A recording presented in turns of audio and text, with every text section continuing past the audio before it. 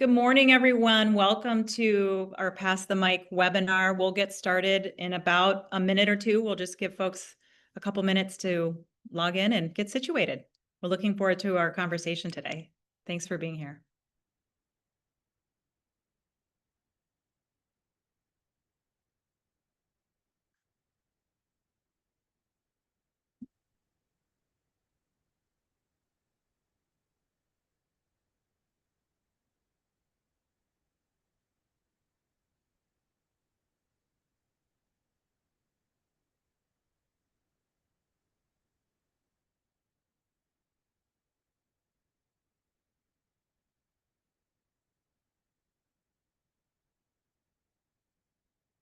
I'll just give it 30 more seconds.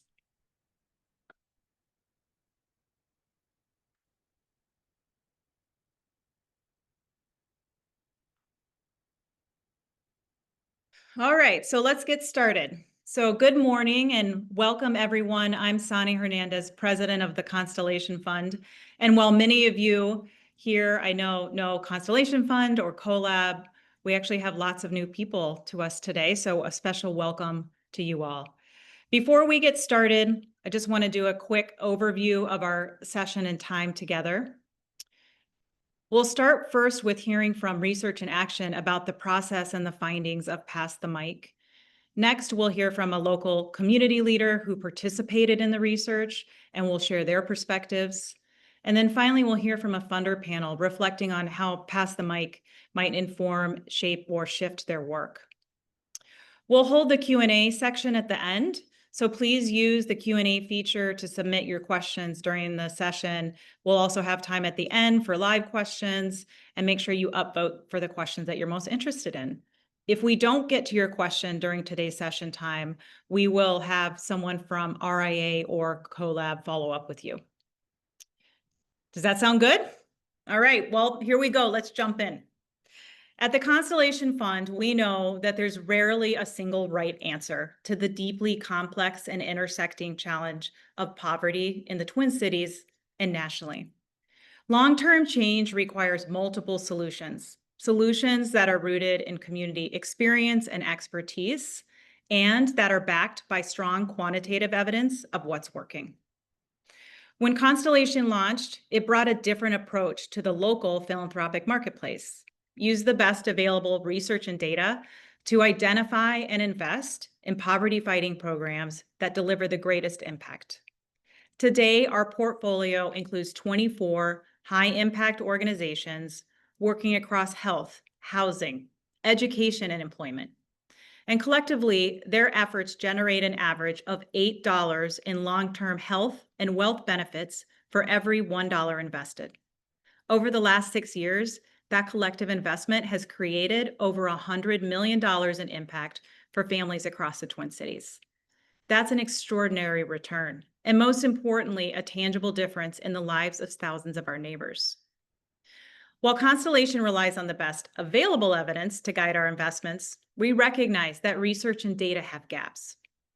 Through CoLab, our innovative research investment arm, we can explore new questions that haven't yet been answered, and generate new breaking evidence. Today, we're excited to share how CoLab's partnership with RIA, shaped by community voices and lived experience, can influence philanthropic and public investments across the state and nationally. We invite you to consider these community insights and let us know how they might inform your work. Lasting change happens when the head and the heart meet, when we blend metrics with stories, evidence with insight, and research with real life. Thank you for being part of this work. We're so glad you're here. And now I invite the Research and Action team to share their findings. Louis? Hello. Good morning, everyone. Today, we're going to give more of the research context around the Pass the Mic project conducted in 2024. This was a project of collaborative effort to identify solutions to intergenerational poverty for young adults, particularly parents of young children across Hennepin, St. Louis, and Ramsey counties. We'll be describing our methods and the recommendations based on our engagement with over 500 Minnesotans. Here is an overview of the research and action team that contributed to this project. My name is Dr. Brittany Lewis, and I'm CEO of Research and Action. And my colleague who is with us today. Yep. So hi everyone. My name is Emily Cavazos, and I served as a co-project manager on the Pass the Mic research project. All right. Research and Action's engaged research approach disrupts traditional top-down approaches to research. We put community expertise first at every step, from naming the problem to identifying solutions. For this project, we co-created the survey with our 10 Action Council members, and we led a series of cognitive testing sessions. And in short, those are simply sessions that allow those most impacted to review the questions first to make sense of how we're approaching it and give us feedback. The council was made up of folks from the ages of 19 to 36. There were 6 parents, and all members were Black, Indigenous, or from the Asian community. We partnered with community organizations to distribute the survey. And we reviewed and conducted focus groups with 19 community members at what we call a data walk before finalizing our recommendations. And a data walk at Research and Action is simply an opportunity for us to get direct feedback from impacted folks on our initial findings and analysis, and to make sure if there's any nuance we're missing or an approach that we aren't considering, that community have a chance to name that before we go into the writing phase. Here is a representation of some of the community organizations that we partnered with to share the survey in Hennepin County, Ramsey, and St. Louis County. And there were 19 organizations across the county who partnered with us to spread the word about the survey and make it accessible to their clients. Now we want to share an overview of the recommendations that we shared based on community members' wisdom on what direct service and philanthropic interventions would alleviate intergenerational poverty. Our recommendations apply to anyone working directly with populations experiencing poverty. We invited policymakers, public assistance program administrators, community organizations to reflect on how these actions relate to their spheres of influence in organizational practice. Yep. So I'll go over some of our first recommendations. So our very first recommendation was to invest in identified direct services to meet immediate needs of those experiencing intergenerational poverty. We found that investment in direct services around housing, utilities, childcare, healthcare, and transportation would reduce the impact on time and capacity that focusing on survival needs takes up. So we have on all of our slides when we're sharing our recommendations, we're going to share a little excerpt of what community directly said for us to formulate our findings and recommendations. So for example, we have some excerpts here from 2 fathers who participated in the survey, speaking to the fact that they need reliable daycare, um, and also that they need stable housing and money for food as well as personal needs. So these are some of the things that we heard from community members around this particular recommendation. Our second recommendation was around prioritizing oftentimes underfunded community-based programs that serve marginalized communities. So community participants noted that these programs are oftentimes more trusted, and because of this, these programs are closer to the solutions because of the populations that they actively serve. A focus group participant who was currently experiencing poverty noted that organizations in the communities are closer and tend to understand what you're really going through. And then our next recommendation, we heard that community members would require navigational support in successful programs that would combat intergenerational poverty. So navigational support might include cohort or peer support programs to disrupt potential feelings of isolation and to contextualize the structural and institutional aspects of poverty. A survey participant who experienced intergenerational poverty stated they have an idea of help available, but have given up because you have to jump through so many hoops to get slight help. And then a mother experiencing intergenerational poverty stated that She would like a success buddy or someone to walk with her through her journey and help her find the resources that you might need. We also heard that community members would like to see implementation of debt education and management alongside programs for direct cash assistance.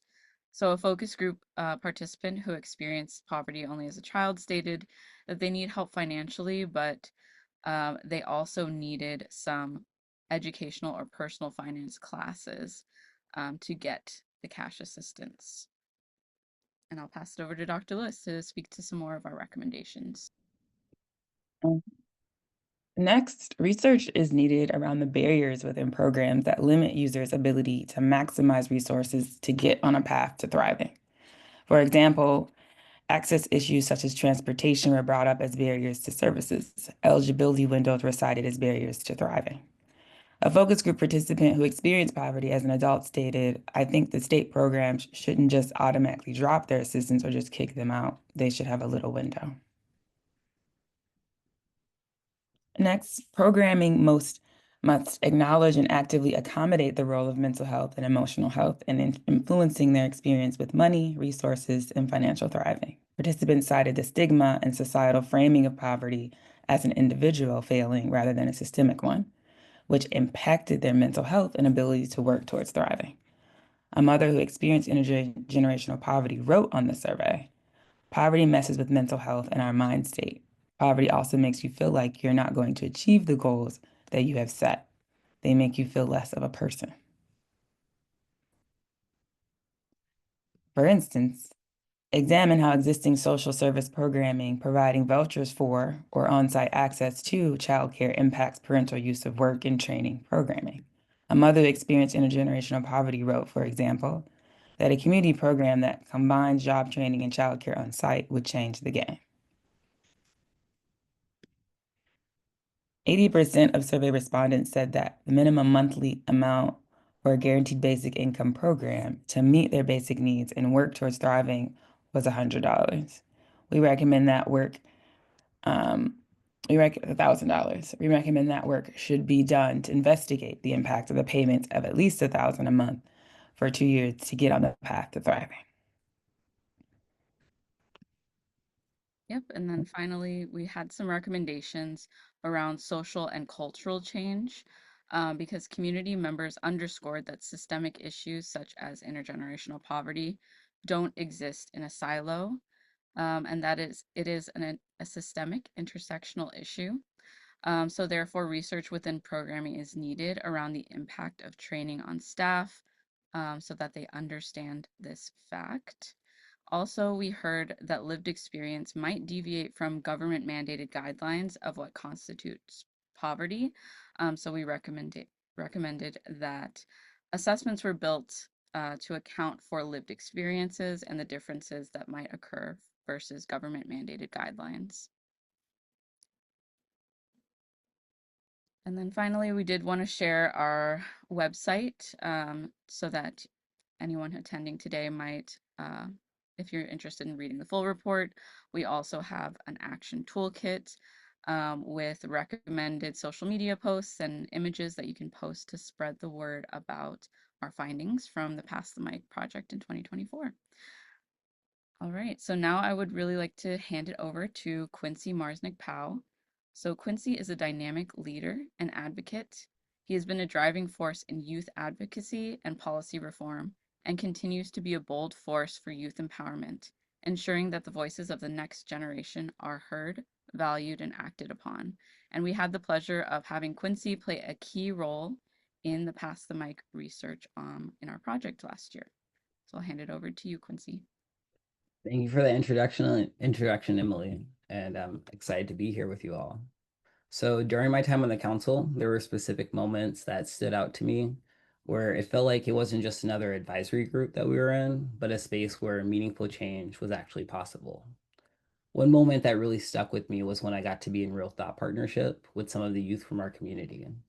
We weren't just brought in to react to the work, but we were brought in to lead, to ask hard questions, to push back, and to actually shape the direction of the work. This kind of decision-making power is often rare in these spaces, and RA made it clear that this process was going to be different. Now, I've done similar work with other research organizations in the past, and I can honestly say that this felt more equitable. With other groups, in many cases, not all, I've often left meetings confused, especially when academic or institutional language created barriers. Sometimes, even when I asked questions, I didn't get straight answers, or worse, I felt like I wasn't supposed to be asking the question in the first place. But with RA's process, the language was clear, the process was respectful, and the work felt grounded. I wasn't made to feel like a subject of research, but more like a collaborator in it. What this experience reminded me of is that there has to be a real balance between researchers and people with lived experience. When both forms of expertise are valued and centered, the result is research that's not only more accurate, but more just. It reflects community realities, not just institutional goals. And that's how we start to build solutions that actually work. So for funders and for supporters alike, the call is really simple and it's urgent. Invest in processes that center lived expertise, not just as an afterthought, but as a foundation. Resource research approaches that shift power, value community wisdom, and create space for co-leadership. And just as important, support timelines that allow for trust building. Just want to repeat this part because this often largely gets missed. Support timelines that allow for trust building, that allow for reflection, and that also allow for care. Rushed processes often reproduce the same inequities that we're trying to address. Equity takes time. Equity can't just be a goal, it has to be a practice. And that practice starts with who gets to define the questions and who gets to shape the solutions. Thank you for your time today. Thank you, Quincy. And thanks for sharing your perspective. And some things that stuck out to me as you were talking about this was clarity, trust, balance, collaboration. So thank you. We're really grateful for your insights. Next, we'll move to the final portion of our webinar today, and that's our funder panel. So thank you to Dr. Morton, Susan, and Cooper for being here and for sharing your insights on Pass the Mic. We're really excited to hear about your unique perspectives about this community-based research, what that might mean for philanthropy in Minnesota, and what that might mean for your own organizations. So with a quick introduction, if you could share each of your foundation's funding priorities and approach, and then if you could also answer this question, which is, what part of Pass the Mic resonated with you the most and why? And how might these findings align with or challenge your foundation's current strategy or grant making? Let's start with Dr. Morton. Great. Thank you, Sonny. Thank you, Dr. Lewis and the Research and Action team for this unprecedented and highly collaborative research. Thanks, Quincy, for your partnership and sharing your insights. And thanks to all of you who took the time out of your hump day to participate in this important discussion. It's really a preview, and I hope you'll take time with your teams to sit with the findings from this really important and collaborative research with community. So hello, everyone. I'm Matt Morton. I'm CoLab's executive director. CoLab funds actionable research on poverty fighting solutions. We strive to invest in better data, in particular to inform funding and strengthening programs and policies that can boost upward mobility. In other words, that support people's ability to reach and thrive in the middle class, which continues to shrink across the United States. For the most part, CoLab is built to fund longitudinal impact evaluations. So in other words, studies of the effectiveness of different programs and policies in education, housing, workforce, economic development, and so on. Our grants to research teams support rigorous evaluations of program and policy solutions, both in Minnesota, which we treat as a sort of center of gravity, but also across the country. And we evaluate the effectiveness of these programs and policies on children, youth, and family outcomes for as long as 10 to 20 years of follow-up, which, as many of you know, is highly unusual in the world of philanthropy. This way, we capture learning on both short-term effectiveness of different programs or approaches, for iterative learning along the way, but we can also capture the long-term contributions of programs and policies to people's upward mobility, the sustainability of their results, and the return on investment. Yet, while CoLab primarily funds world-class longitudinal evaluations of programs and policies, we also fund administrative data capacity building and linking in Minnesota. And we support policy translation of evidence to decision-making and strategic community listening research, as we've seen with today's discussion on Pass the Mic. So just a couple of things that stood out for Pass the Mic, from Pass the Mic and what we've heard today for me. The first is about process. So one of the really cool things and one of the really challenging things about this research is that it's not just asking people in the community about a specific need or a topic, like how to access a certain benefit or housing or a challenge that they're facing right now. It's actually asking them about what they need for long-term thriving and for upward mobility. That's really unusual, and it takes a very intentional process. It's hard for people who are actively trying to survive right now to get into the headspace of what it takes to move from survival to thriving. So you can't just flip a switch and ask someone questions to get into that headspace. So as research and action is done, you've got to walk through that process really carefully. And so I think what's been reflected here is a really thoughtful sort of funnel approach to community-based research, where research and action started with a survey that was co-designed by trained researchers and people with lived expertise that was disseminated broadly across 3 Minnesotan counties. And that mostly captured quantitative trends on the experiences or perspectives of youth and families living in poverty. And then it took a deeper dive with qualitative focus groups on some of the survey themes, asking smaller groups of people with lived experience to share deeper reflections on what they need and what would be helpful to them. The funnel then went even deeper by involving people with lived experience in the process of co-interpreting the implications of the findings. So I think we can learn a lot from that process and deepen and replicate that kind of process in better understanding community needs in the future.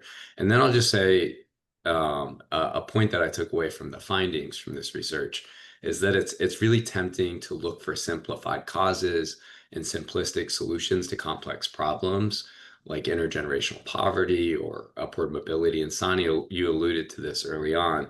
I think what I got out of the Pass the Mic findings at a high level is that it underscores that people are facing multiple hurdles to upward mobility across multiple levels. And that requires developing and evaluating multi-component solutions through programs and policies. So, for example, participants didn't just talk about the need for housing, they talked about housing with childcare or with services. They didn't just talk about home visiting. They talked about home visiting with navigation of benefits. They didn't just talk about cash assistance to get by. They talked about cash assistance accompanied by job training or financial coaching to also get ahead. And our challenge as funders and policymakers is to devise investment strategies and policy solutions that see the world like Pass the Mic participants do.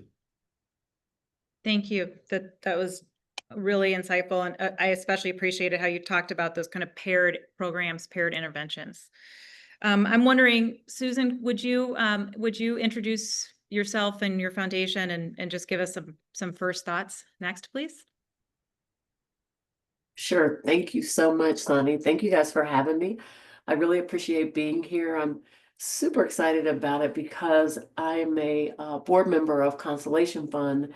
And I just appreciate the fact that we are doing this research, that we have partnered with Dr. Brittany on this for this this study. I'm Susan Bass Roberts. I lead the CoLab Family Foundation. I'm super excited about this research because it involves Dr. Brittany. We've worked with Research in Action and Dr. Brittany and just have found it invaluable. We're really big fans of her work. And so it wasn't surprising to me that the recommendations that came out of this this process really align with our beliefs and our justice-oriented approach, in that community should be engaged in all aspects of our work, right? From defining the problem to identifying and implementing solutions. And so our mission at the foundation is to improve the quality of life and opportunities for those most in need. And we do this through two focus areas: housing stability and racial justice.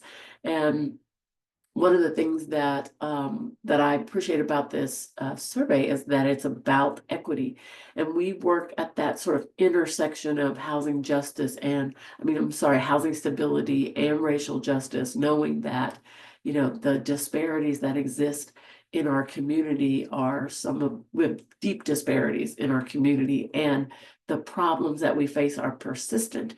And one, because we're not really looking at it from a justice-oriented approach. We believe that people are experts in their own lives, and the best solutions lie closest to those experiencing the issues that we're trying to work towards solving.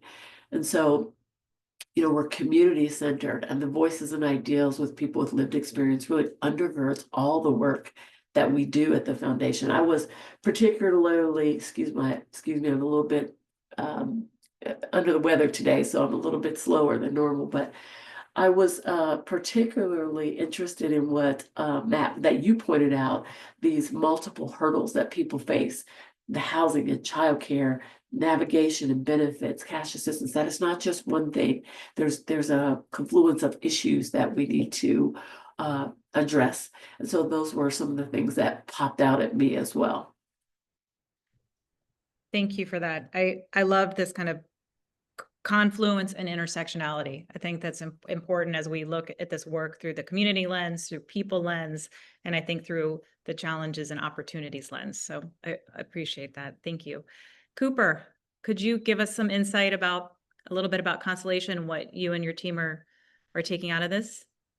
Yeah, at Constellation, we fund organizations and programs that are in the 7-county metro area of the Twin Cities, and we fund across 4 issue areas of education, employment, housing, and health, all with the intent to raise the living standards of people living in poverty. And I think that raising the living standards really was nicely aligned with the framing of this study to move from surviving to thriving. And I really liked a through-line emphasis on change at the individual level, but also change at the systems level, because there can be obstacles and barriers at the systems level that prevent change that an individual might be attempting to achieve.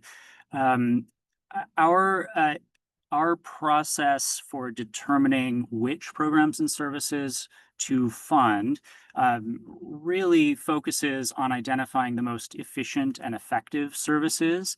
And we do that by estimating what we think the lifetime benefits, both in terms of income and health gains, will be from any given program and how they would accrue to individuals in the Twin Cities.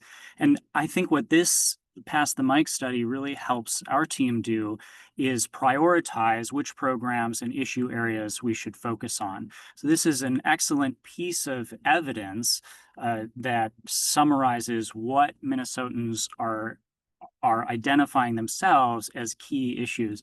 And I think that'll be really helpful for us. Sonny, you asked about alignment and how it also challenges our process.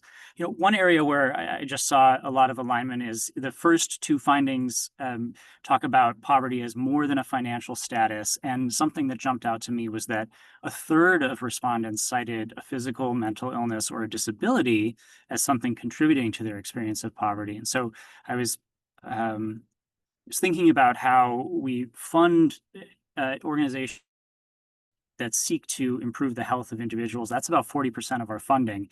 And it kind of relates to something that's also a challenge for us, which is, as Matt and Susan both spoke to, and as the report names, the web of poverty, these are multiple issues. They are all intersecting. And the evidence that we rely on to make funding decisions is often a very focused and carefully the box is very carefully drawn around a single intervention or a single program so that the study can be as robust and rigorous as possible. But then where that introduces challenges for us is we can understand the specific long-term impact of an individual effort, program, or service, but it's really difficult to then understand how someone's entire life circumstances are combining and what entire collection of services and interventions might then serve to address those needs. Thanks. It makes me think of kind of a follow-up question, which is a little bit more about an aha moment. I think you kind of maybe described a little bit of an aha moment. Was there anything in the findings that sparked an aha moment, something that made you pause and sort of rethink? And this might be about how your organization listens to community voice or sets priorities or makes decisions. Did any of you have something that stuck out to you in that way? Yeah, I had an aha moment, I guess, you know, in the shower, probably on a run. The one that really I think stands out for me is this recognition of time poverty as a cyclical trap to material poverty. And there's some research and work on this, but I think it just came through much more clearly and prominently from the voices of Pass the Mic participants. One of the focus group participants said it much better than I could with this quote that's in the report. They said sometimes the time you use to get your resources and trying to get it gives you less time to be able to pay your bills or get groceries or take care of your children. Or you might be multitasking, but it takes a lot of your time and the things you do to thrive get pushed off to the back burner. If we really internalize the notion that time poverty locks generations of people into material poverty, I started to think more about the multiple ways in which we might devise or evaluate solutions differently to help solve for this. For example, with CoLab, I was thinking about how we might support research around interventions that ease the burden and the bureaucracy of applying for public benefits and services, or at least offer navigational assistance and technology-based tools to help cut the amount of time that people are spending just trying to access assistance.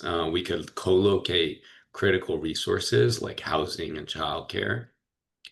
We could help people access transportation that cuts down their commute times, or to find affordable housing options in neighborhoods with better schools or job opportunities. And we could make healthcare and services more available or virtual for people in rural and remote communities. So when we can then, once we do this, we can evaluate whether or how these kinds of solutions may or may not unlock more time in people's lives to read or play with their children, to find or hold jobs, to get an education or training, to exercise, or just to live a higher quality of life. And we know that all of these are important predictors ultimately of upward mobility. Thanks. Susan, did you have something that was kind of aha, maybe when you were Yeah, I mean, one of the things that was interesting to see for me was the information about direct cash assistance. You know, this is something that we've been thinking about a lot. The CoLab family, the family that we work with, they are very intent on giving directly to people who need help. And so we've been sort of doing that for a while through our partners, through our nonprofit partners. And we've also funded a few efforts that include direct cash assistance, including one that Matt was involved in before he came to CoLab, which was a direct cash program for youth experiencing homelessness. It was called the Youth Trust Youth Initiative. We've also done a guaranteed basic income pilot for families on the north side. You know, these have been solutions that have been lifted up by families and youth, and they're also sort of pushing on this bias and this false belief that face low-income households on whether or not they'll be able to use funds responsibly or not. Well, research shows that they do, and when you trust them, they exceed expectations, and they're the best budgeters in the world. They stretch resources, and they put cash toward the things that are most helpful to their situation. Fixing a vehicle, paying off debt, putting toward unexpected costs. one of the things we know for sure is that there are a lot of families or youth who are really just one crisis away from experiencing homelessness, through an eviction or so forth. And so we want the idea of direct cash assistance is really important to us. It's really intriguing. The thing that was, I would say, an aha moment for me was this sort of pairing it with financial education, financial training. I think that's really important. And that's one of the things I think for us that we will take back is like taking that next step. Right. That's great. Thank you, Susan. Cooper, did you want to add anything? Yeah, building on the idea of time poverty, I was thinking about how we have public benefits programs for which there's a broad eligibility in a sense, but it takes highly specialized skills to actually sign up and maintain your status as an eligible recipient. And so that discrepancy, that calls for, I think, more thought into how maybe philanthropy can support benefits navigation, and thinking about who is best positioned to do that, and the sort of unfairness of expecting most low-income people in the Twin Cities to be really good at navigating these very sometimes purposely complex systems, is, I think, just a real opportunity for us to explore. Yeah, I like that. I think in each of these, it definitely gives some opportunity for where, private philanthropy and public and institutions and investments can kind of come together and figure out some innovative ways to test some new ideas. So I'm going to ask each of you individually more of a deep dive question. So I'm going to start with you, Dr. Morton. If you can talk a little bit about, you mentioned this CoLab set up mainly to fund long-term longitudinal impact evaluations of either programmatic or policy solutions for upward mobility. And Pass the Mic is not an evaluation of a specific program or policy. What made you decide to start with this kind of grant? Thanks, Sonny. Yeah, that's right. CoLab's mainly set up to fund longitudinal impact evaluations of programs and policies, and that's for good reason. It's important that all of the dollars that flow into these interventions are actually supporting things that improve people's lives. That's critical to improving government efficiency, reducing waste, and making sure that philanthropic and taxpayer dollars are going to solutions that contribute to more vibrant communities and a healthier economy that works for everyone. There are a few other philanthropic funders that are structured to support the kind of world-class, long-term evaluative research that we need here. So CoLab saw an opportunity to fill a crucial gap in that sense, and we're really fortunate to have a committed donor who makes this possible. But we started with this investment and Pass the Mic because we and that donor also believe that the decisions about what kinds of solutions that we prioritize for evaluation funding should be informed by the communities we aim to support. So, look, I'm a quantitative data nerd. I like long walks on the beach and evenings of designing unbiased sampling strategies. That's what I do. I have a PhD in a largely quantitative evaluation focused area. And I know in PhD programs, we are heavily trained to mitigate bias in research methods. That is, the results of a study should reflect the truth as accurately as possible rather than our own biases or assumptions as individuals, even when they run contrary to our initial hypotheses about how the world works. But what they don't teach in academia or in research methods courses is that the biggest source of bias of all is often embedded in the research questions we choose to focus on in the first place, and that funders choose to focus their resources on. So with CoLab's substantial investment in evaluation research on programmatic and policy solutions for upward mobility, we didn't want to repeat that bias. We didn't want to sit around a table and make our own assumptions about the kinds of solutions to prioritize investing in evaluations of. So our staff and our board wanted to determine investment priorities guided by voices and expertise of those closest to the problem of intergenerational poverty. That's why the project's name is actually Pass the Mic. It's so fitting. The whole purpose of this endeavor was literally to pass the mic from conventional decision makers to people who have the wisdom of direct and current lived expertise. So to do that well requires a specific research approach and a set of capabilities that involves collaborating with community partners and people with lived experience to design, carry out, and interpret the study. And that's why we're so fortunate to have to partner with Dr. Lewis and the RIA team on this study. And over the last several months, our CoLab team and our board have sat deeply with these findings. We've mapped them out against our priorities and developed a 5-year vision that's been significantly informed by this work and some of the findings that we've heard today. Thanks, Matt. And I think, you know, we in the for-profit business corporate sector, they might call a study like this customer feedback, customer insights. And I don't think that, you know, any business person would start out on a product or a program or an offering without figuring out what people need first and what people are interested in accessing, right? So it makes sense in the philanthropic community when we're investing in individuals and families and people that we think about that too. So thank you. Next, Susan, I'm going to ask you a question. You know, both you and the Pohlad Family Foundation, as you mentioned, have made a really strong commitment to engaging community and lived expertise.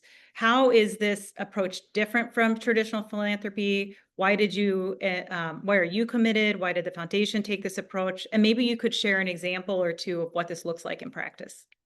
Yeah, thank you so much. You know, I mentioned our justice-oriented approach at the beginning. Excuse me, 1 second. And this is an opportunity I see in our field in moving from, you know, charity models and mindsets to justice-oriented mindsets.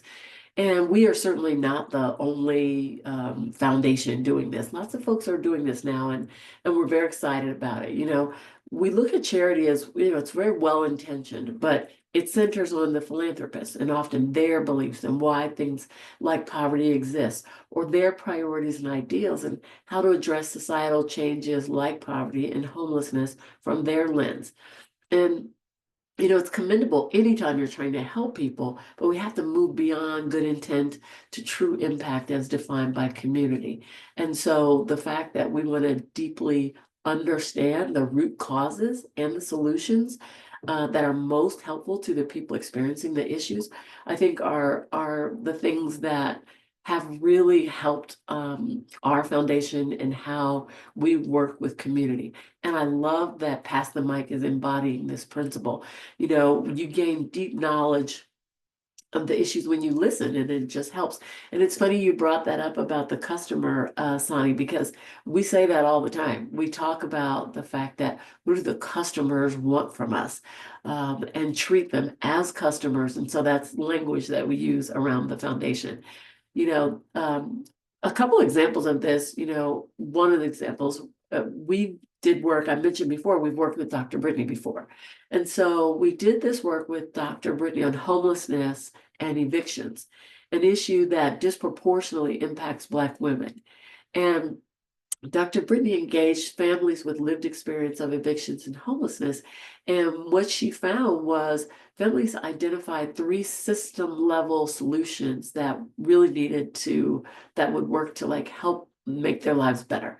One was address the social service runaround that people experience when they try to get financial help to avoid eviction. You talked about that, navigating this complex structure, these complex systems. And so that was one of the things that they talked about, avoiding that social service runaround and emergency assistance.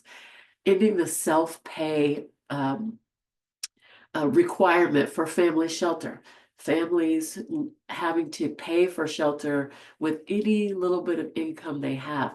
When that happens, they can't save for actual housing on their own. And so that was a huge problem that we learned about through this work that we did with Dr. Brittany. And then finally, slowing the speed at which evictions are processed. Here in Minnesota, we have some of the fastest eviction processes in the nation. We had them. And it doesn't allow families to sort of catch up and get their lives together before they are evicted, before they can get some of the assistance, the direct cash assistance that they need. And so those three things, I'm happy to share that all three of those things were achieved over the last 5 years, and we're seeing significant results from that work. And so, one of the things that we're most proud about is most recent homeless counts show that family homelessness, particularly for Black households, is down.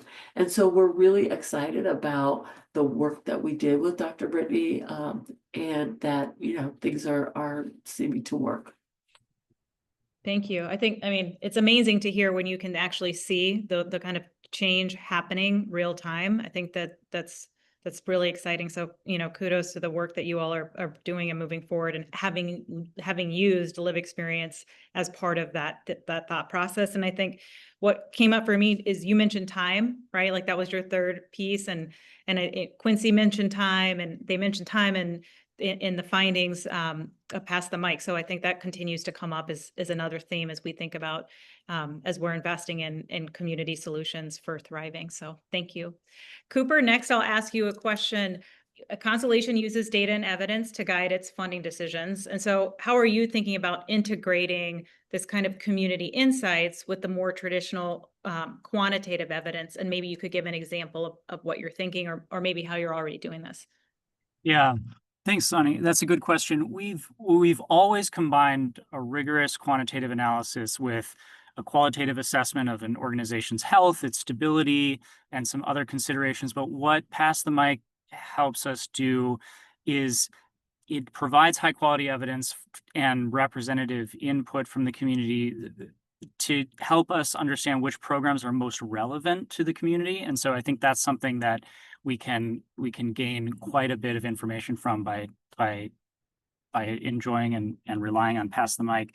An area that Susan mentioned earlier, financial coaching, is kind of an interesting example where the evidence in Pass the Mic could complement and challenge what Constellation has relied on in the past. We've found that studies of financial coaching and education programs have shown that alone, they have mild effects that last a short period of time and don't have long-term effects on a household's financial picture. But the participants, are emphasizing that financial coaching and education is demanded. And as you and Susan put it, the customer wants it. And so I think that it challenges us to think of that as, one notion is perhaps the evidence we're relying on is pretty strictly defined. And when you combine it with other things, it is in fact effective over the long term. But another way to think about it is that this is what people want. It's a marker of program quality. It's an indicator that the program is serving the individual who's participating in a more whole and high quality way. And so I think seeing financial coaching, just as a specific example, seeing financial coaching as a net gain instead of a sort of neutral addition to a program that's a very specific way that we'll do it, but an example of how it challenges our past suppositions. Nice. Thank you. All right. We've got a little bit more time, and then there's definitely questions coming in. So I might end with this question and kind of jump into a couple of questions from the audience. Does that sound good? Okay. So let me just ask this last question to each of you, and sort of chime in if you have something that is particularly on your mind. Just looking ahead, where do you think more research or community insights needed, and what gaps do you think that philanthropy should pay attention to? So look into your crystal balls. Tell me what you all see. Well, I'll start. Oh, I'm sorry. Cooper, did you want to start? No. Okay. Well, first, thank you guys for doing this. I'm just really excited about where we are with this work and what we've learned. I'm also sitting with the need to understand the larger macroeconomic factors at play and larger structural issues that impact poverty on a broader level. While we need to understand the programs that are most impactful, we also need to reckon quite frankly, with macro level realities. Things like income inequality, which we all know is at levels not seen since the Gilded Age. We have some of the deepest income inequality levels in our nation's history. And so how does that impact poverty? How does that impact the issues that we're trying to work on? We know we can't oversimplify the persistence or even the persistence of poverty or even the growing levels of poverty. We can't oversimplify it to inadequate or ineffective programs, but have to recognize that there are structural, systemic, and macroeconomic factors at play.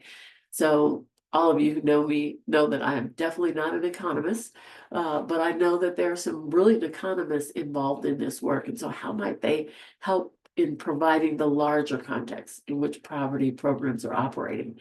And so that's one of the things that I'm sitting with. Thank you. Cooper or Matt? Sure. Yeah, I'm thinking about the larger poverty fighting programs that do exist and how people are able to access them. And so this question of benefits navigation, I think, is something that really deserves more thinking and investigating around who is best positioned to do the navigation and what types of organizations might step in to do that. We see in the findings and recommendations that community-based organizations hold a higher level of trust from community members, and that's an indicator. Maybe that's where public benefits navigation should sit. But I'm thinking about that.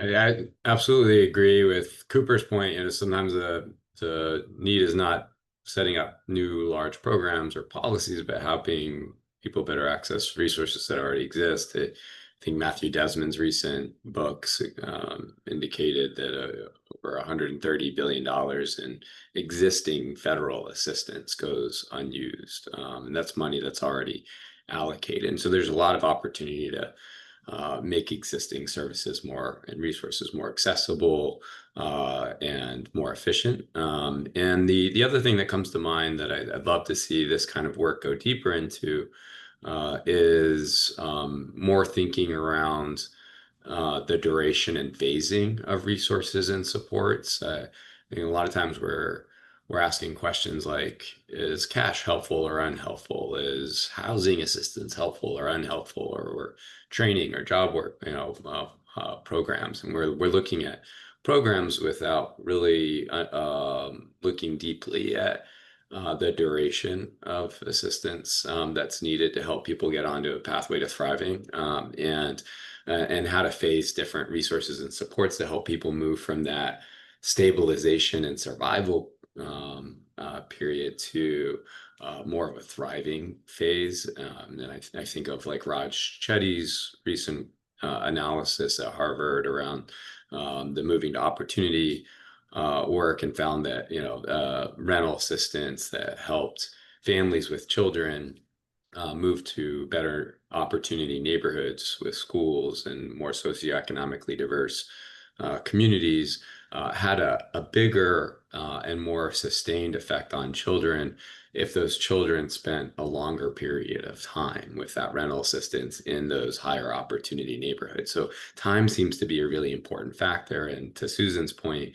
in a broader economy where the cost of living and housing continues to escalate, while income has largely stagnated over the last 20 years, the duration and phasing of support becomes more and more important, I think, for transition age young people or for families that are trying to make that transition from stabilizing to thriving. Thank you. I definitely think that, that kind of intersection, the confluence again, and then this idea of time duration, it just continues to come up as some themes. All right, I'm going to jump to a couple questions from participants in the webinar here. So one question is, lots of organizations have taken up lived experience research as a trend or buzzword. How do you ensure that research and philanthropic initiatives are actually shifting power back into the hands of impacted community members? And this is for everybody, including Dr. Lewis, Emily, Quincy. So any of you sort of feel free to jump in on your perspective here.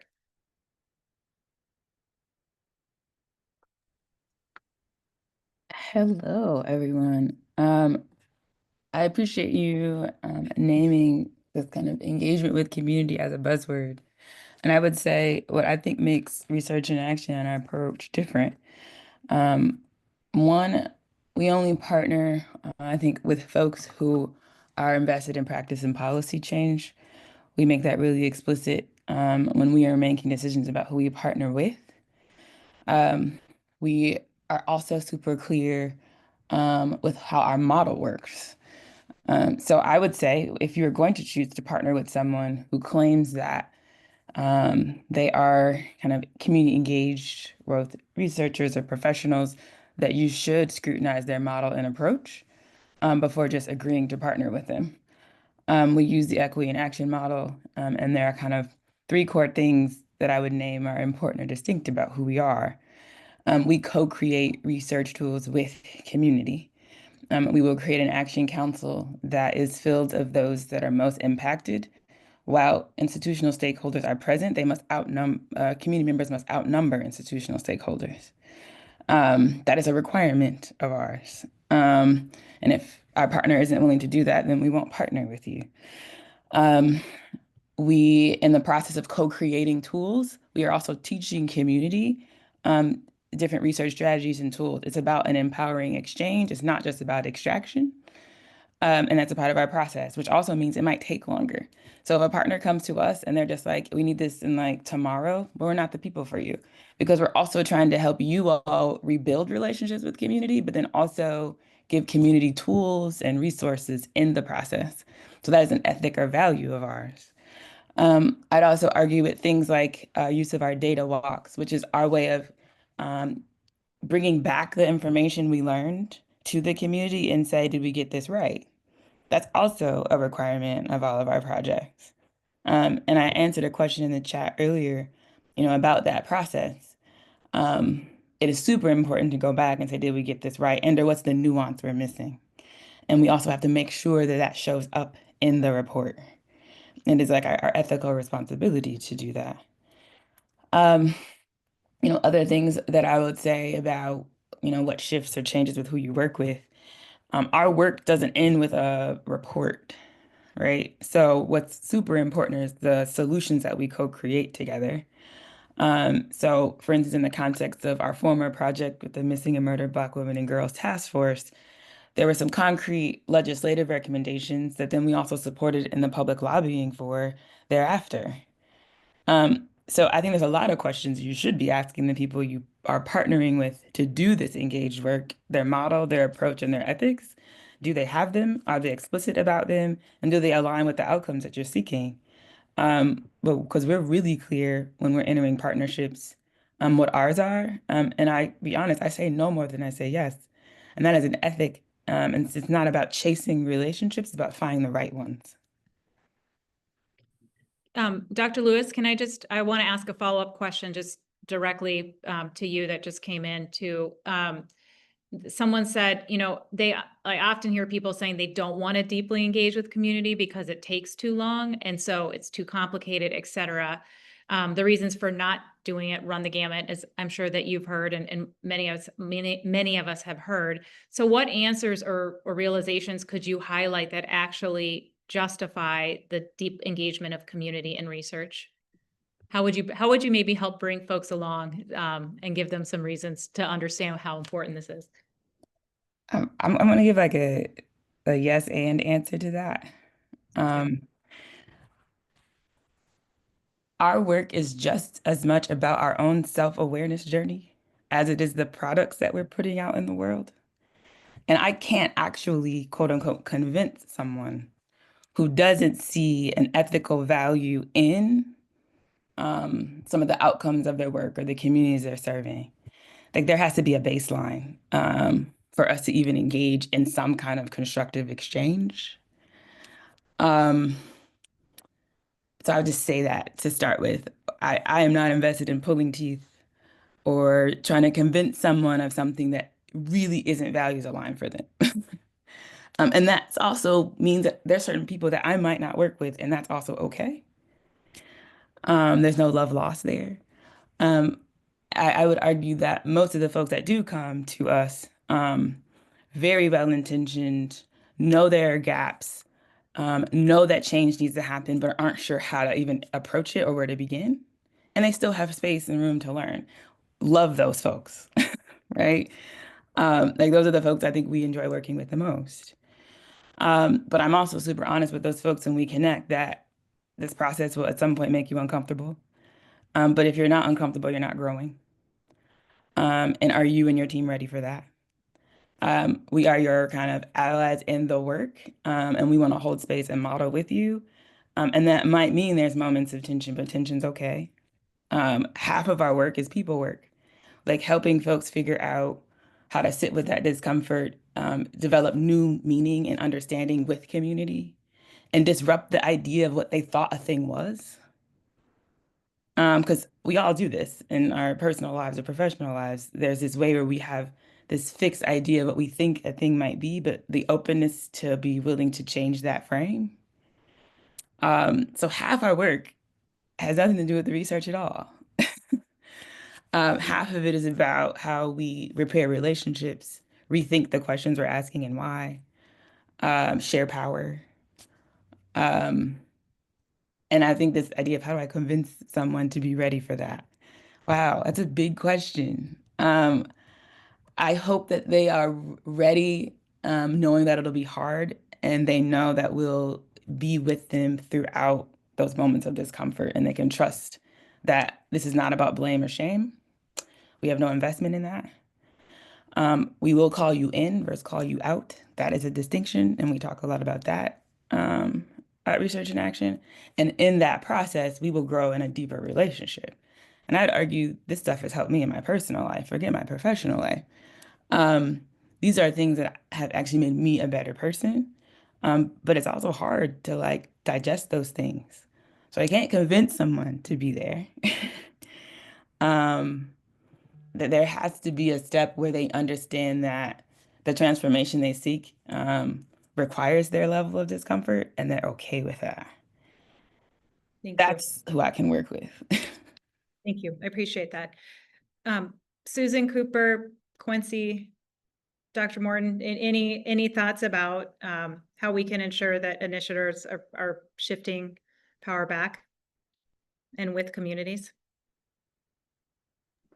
I mean, underscoring everything Dr. Lewis just said right there. And then also just, I guess for me, when people come into, we don't want to do this work, going back to that timing, reframing the conversation about what you are actually committed to.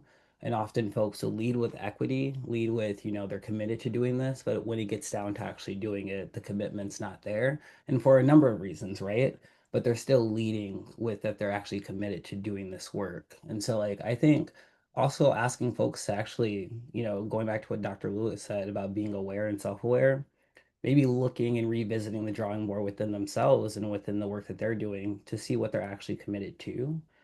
Because the impact obviously is going to be very different if you don't engage the communities in the ways that you need to get to the result. And I always ask people, what is the result you want to get to? There's plenty of strategies to get to that result, but there's plenty of strategies that are, inequitable. There's plenty of strategies that are harmful. And so depending on the work that you actually want to do and what you're committed to, and you're being honest about that with yourself and with your community too, you have to lead with that. And often when it comes to doing that work, that hurt work, as one of my colleagues says, people aren't actually willing to do the work. And I appreciate Dr. Lewis and Research in Action and their model because they do press organizations not to even just be uncomfortable, but to be transformative. And how we need to do things differently. We need to adapt with the time. And so I think like getting people to look within themselves and, understanding what are you actually committed to, reframing that, and standing on business there.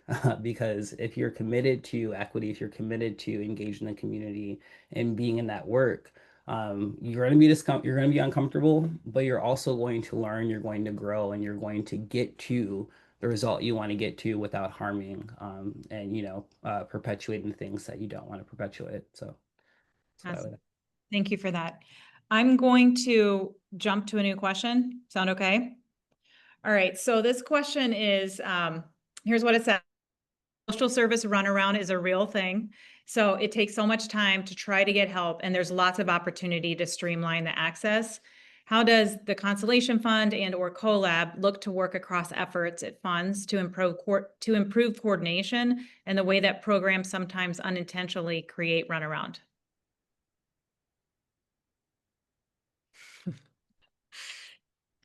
I can speak for CoLab, and I'll just give an example. I think it's a really important question, and we're thinking about this constantly right now because it's not just about multi-component solutions, putting things together, but coordinating and creating a more seamless experience on the user end with accessing different resources or services that they need for better long-term outcomes.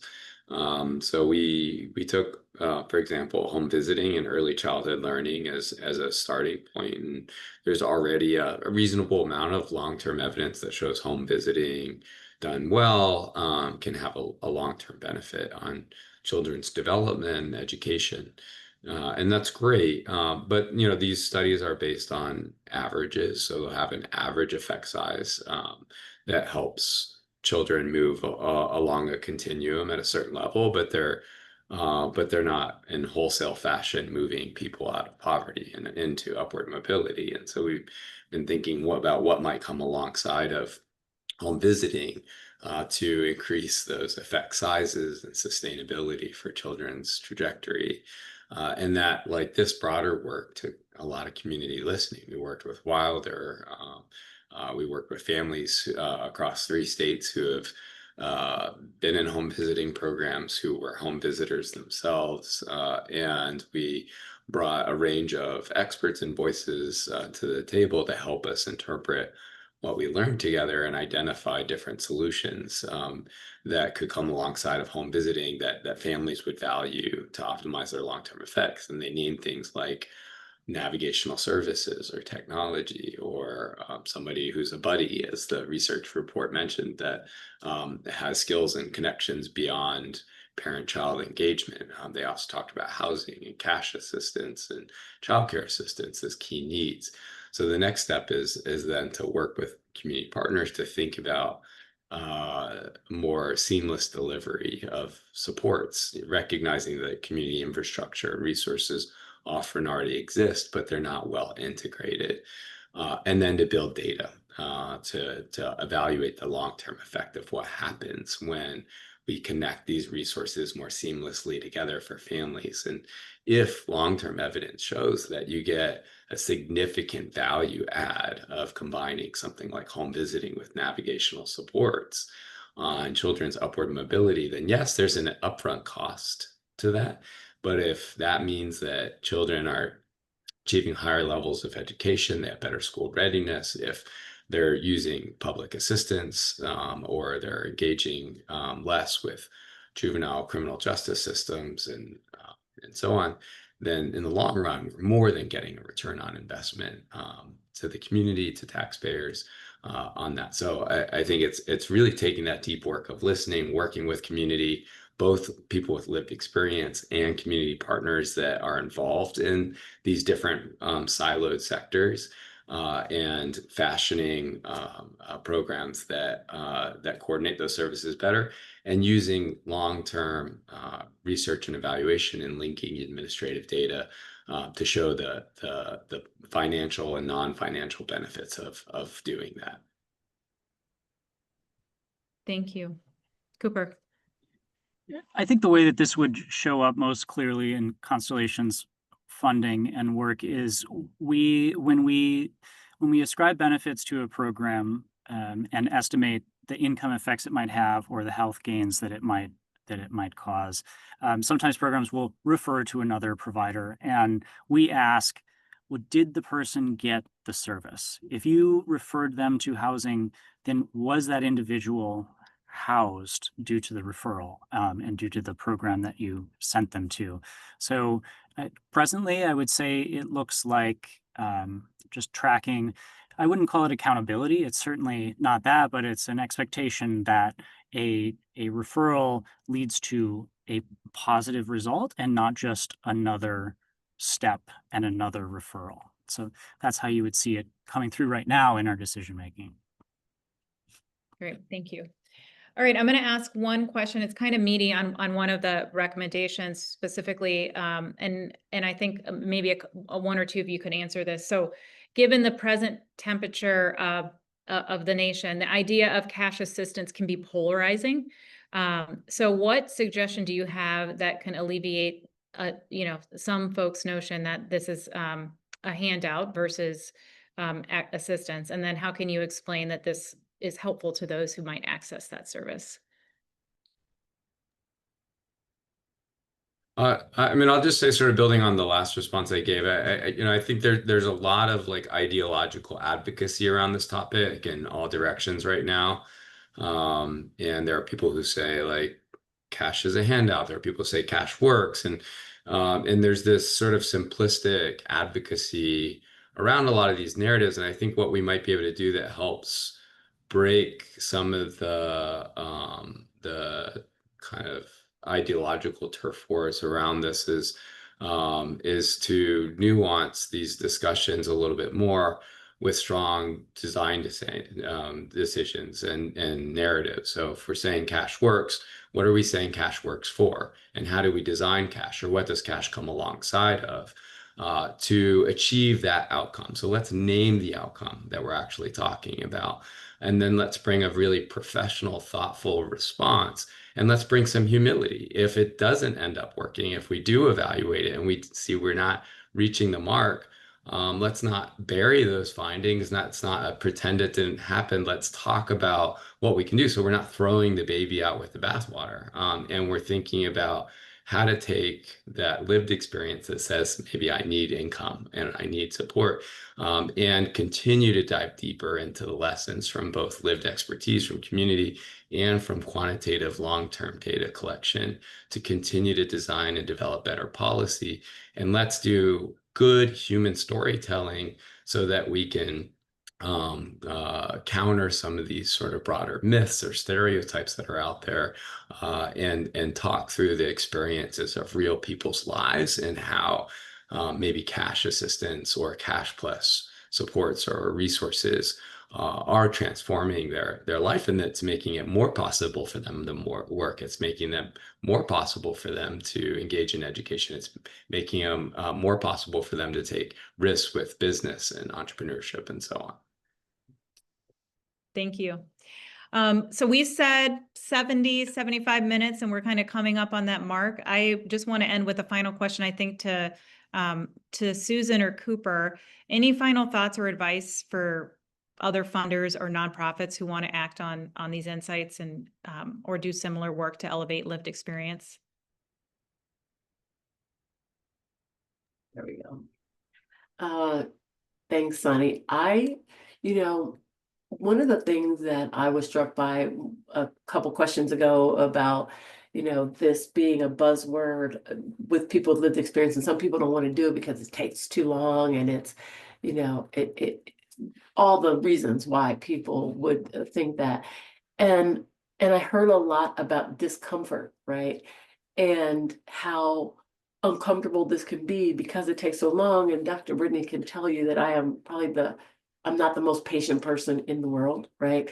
That is definitely one of my weaknesses. And so going through this process that we've been through, it was painful at times. It was difficult at times, but I also talked about the fact that we have seen results. We have seen things work.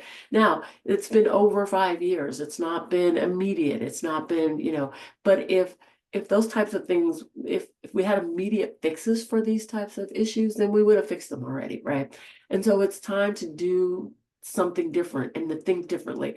One of a person on my team one day told me, and it's a little bit corny, but if you think about it, it's true. He's like, there's no comfort in the growth zone, and there's no growth in the comfort zone, right? And so if you're living in this space of comfort and we don't want to do it because it's uncomfortable or whatever, then you're never going to grow. We're never going to really find solutions that work for people.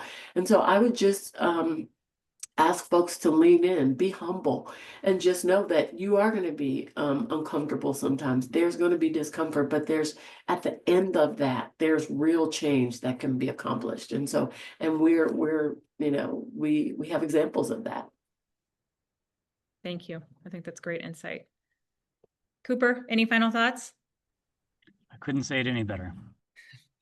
Okay, just kind of a couple words that I heard and thought sort of throughout. I think, Susan, you had a sort of summary on a lot of the ideas, but we heard co-create and collaborate kind of continually through this. And that's how we started, as a collaboration and co-creation in this work. And as we take this out into how we make decisions within philanthropy, I think clarify and balance continue to come up in different ways with those words, or in other words. And then growth is important, and thinking about sort of how we move together. And finally, time continued to come up in the research, and as each of us talked about implementing this in our work.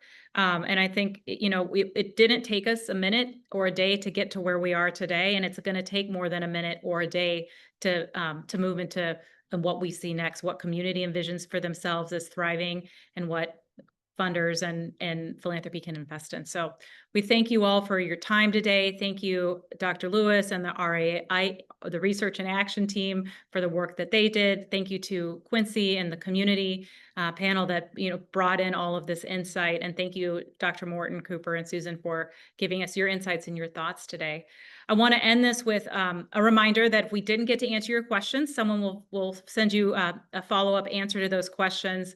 And then we will also send this recording out. And there's a QR code here that you can link to all of the information that that Pass the Mic has developed. And please feel free to follow up with the RIA team or the CoLab team. The information is here at the bottom of the slide if you've got follow-up questions.